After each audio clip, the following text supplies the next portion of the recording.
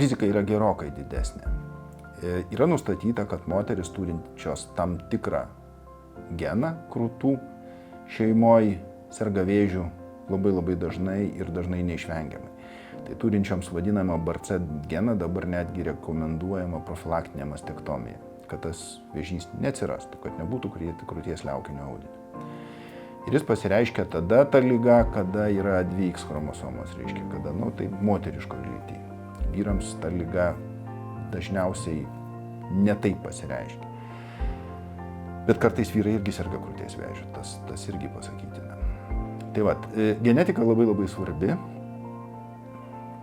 bet vėlgi čia atsiranda labai daug vaiko genome dalyvauja ir mama ir tėtis. Tėtis gali turėti kažkokiu tai genų, kurie slopina mamos genų pasireiškimus ir tada ta liga nebūtinai progresuos arba atsiras, bet yra padidinta rizika.